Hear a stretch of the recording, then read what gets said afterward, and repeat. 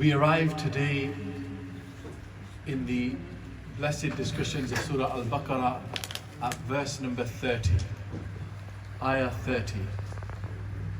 Here is a new ruku, a new topic, and here begins a very important story. The Quran now will tell us the story of Hazrat Adam alayhi salam, his creation, the story of how the angels engaged in their questioning and the discussion, the order to prostrate, and the response from Iblis.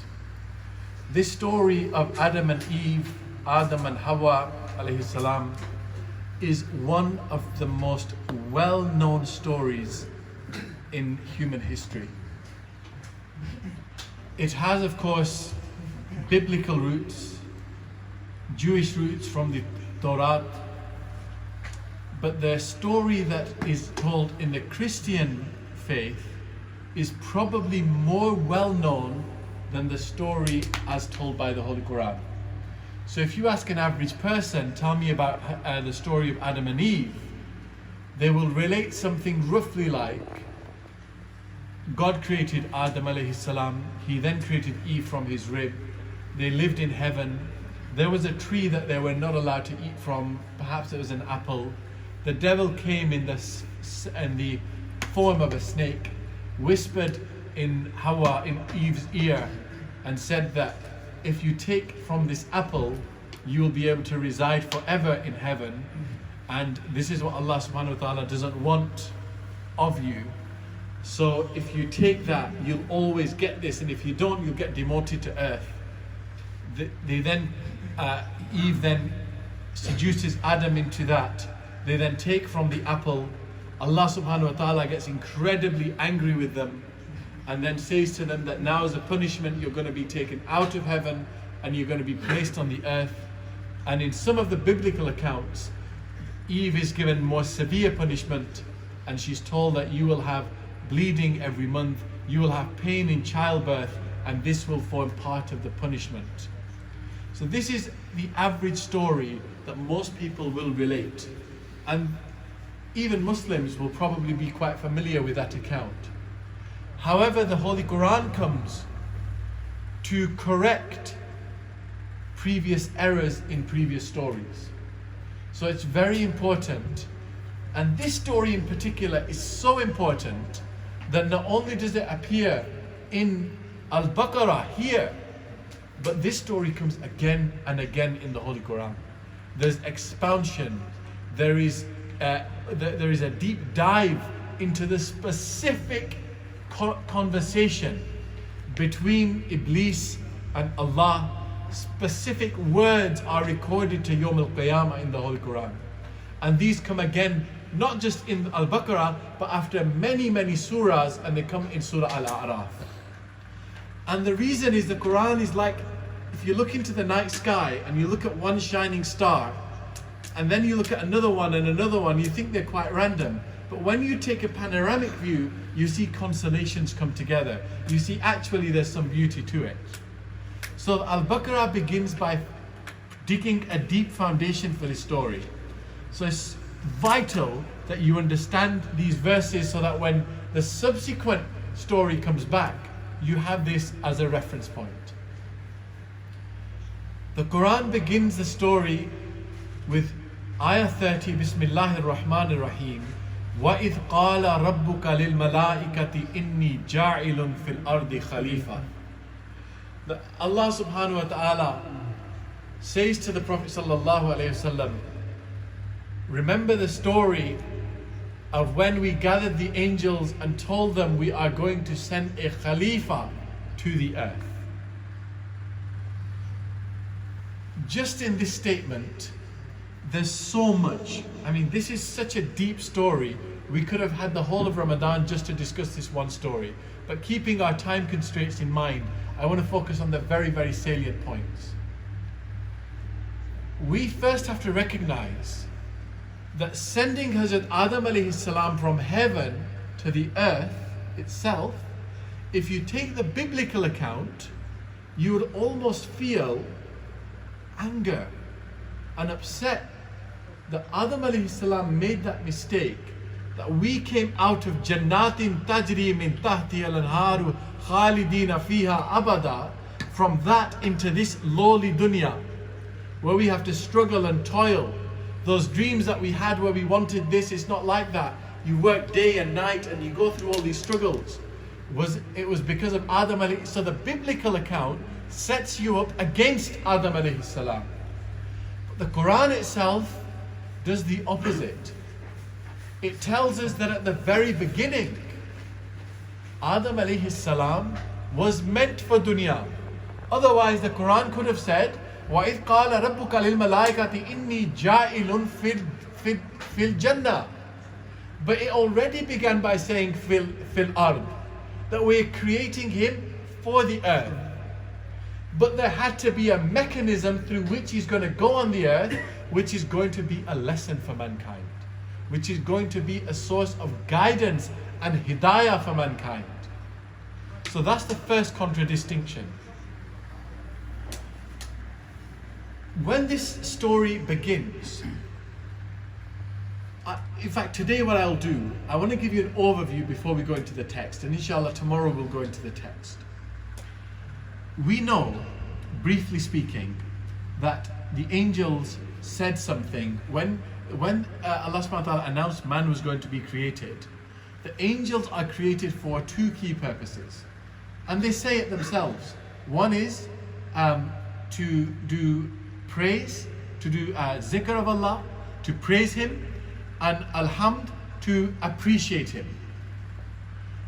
Having done this, if Allah is unveiling خَلَقْنَا الْإِنسَانَ فِي أَحْسَنِ تَقْوِيمٍ, the great creation, what would you expect the angels to say in the presence of Allah when He says this is Adam?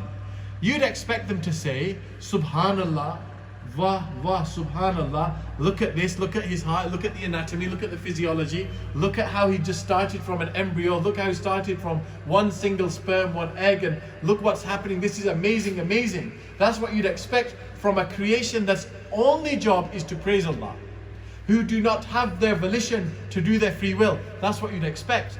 But the Quran says, وَإِذْ قَالَ رَبُّكَ لِلْمَلَائِكَةِ إِنِّي جَاعِلٌ فِي الْأَرْضِ خَلِيفَةً قَالُوا أَتَجْعَلُ فِيهَا مَن يُفْسِدُ فِيهَا وَيَسْفِكُ الدِّمَاءَ. That you are creating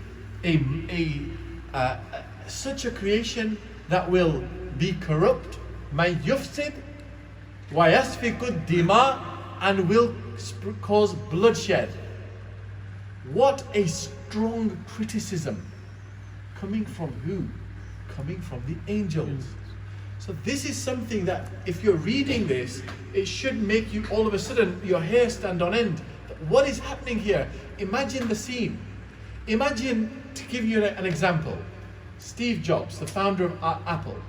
Let's say he in his peak, before he passed away, has a VIP event where he's inviting all the executives, all the buyers, all these major marketing executives, and he releases his iPhone.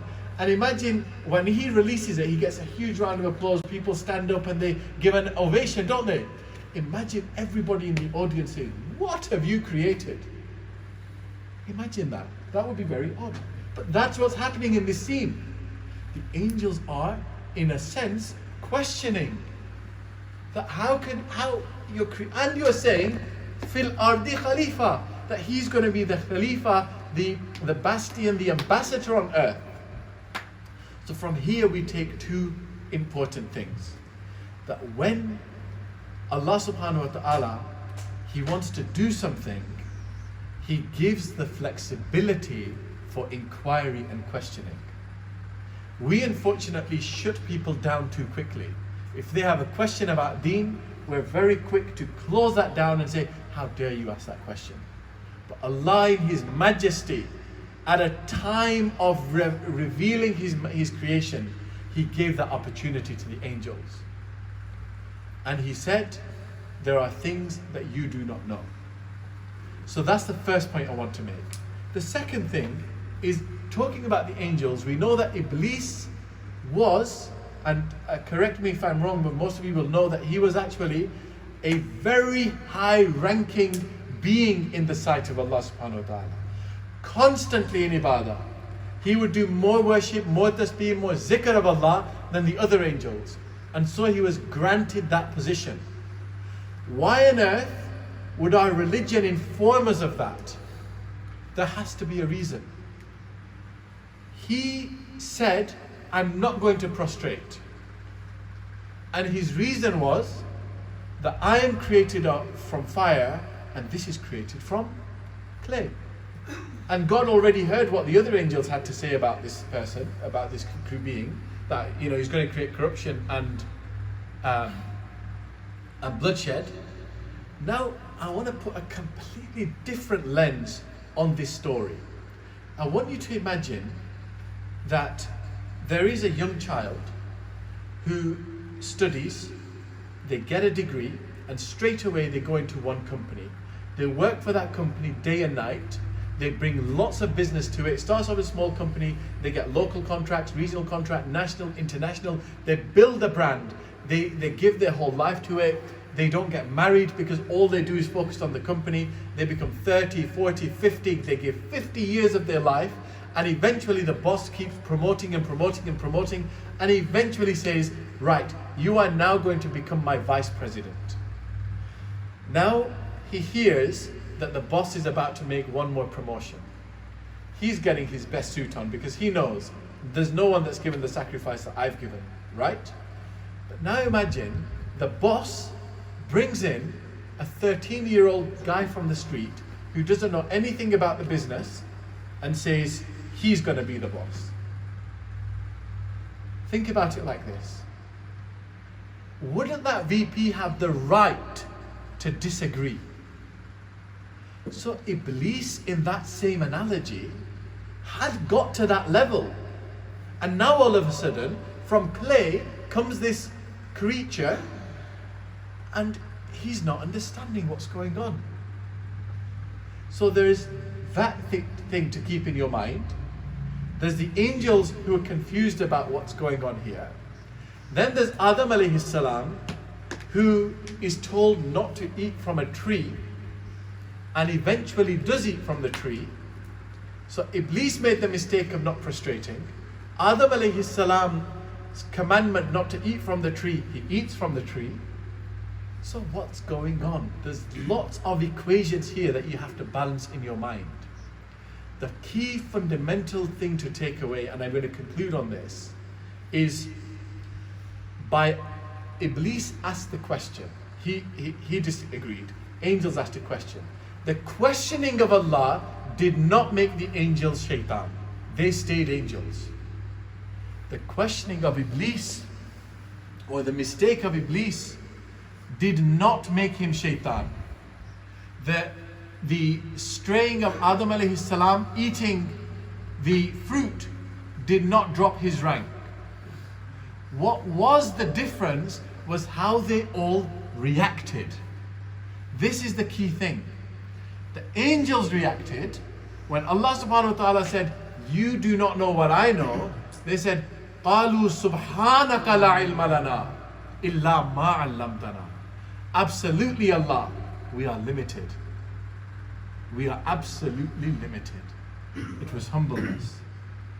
Adam alayhi salam did not blame anybody else, did not blame Iblis, but directed it at himself and made tawbah. Iblis, on the other hand, he had arrogance. He had arrogance. He was asked, قَالَ مَا مَنَعَكَ أَن تَسْجُدْ. What stopped you from prostrating? So at this point, he's still Iblis. He's still that high ranking. In that station. Allah did not say, you disobeyed me, out you go. He asked him, Ma mana'aka an tasjud. When he said, Ana khayrum min, I am better than him. That's when Allah subhanahu wa ta'ala said, Fakhruj. Now you are Iblis. Now you are shaitan. And this is a disease of our time. We constantly think we are better than him or her. We have more likes, more followers, I'm better than you. I have a better car than you, so I'm better than you. I have better clothes than you, so I'm better than you. I have this, so I'm better than you. I have more family, or I have this, or I have that. That thing in your head, that arrogance, that pride, is the way of shaitan. And the other way of saying, I know nothing, have nothing, illa ma 'allamtana, except what you, Allah, have given me, is the way of the angels. This is the key contradistinction to be made. And that's why, even without getting into the text today, I wanted to lay that foundation. So it's a fascinating story, and we could only touch on it, but really take that away. What is it? Allah's asking you all the time, why didn't you do that? Why? Why didn't you obey your parents when I told you to obey your parents? Because they are silly. When you say they are silly, you are by default saying, I am less silly than them, I am better than them. Subtleness, but understand the inversion. Why did you not obey my command to do this? Because, you get people say, well, I'd rather do this because it's better. When you equate your sense and aql above the Quran in that way, or above the orders of Allah subhanahu wa ta'ala, know that you have dropped immediately from the highest rank, لَقَدْ خَلَقْنَا الْإِنسَانَ فِي أَحْسَنِ تَقْوِيمٍ, into the path of Iblis.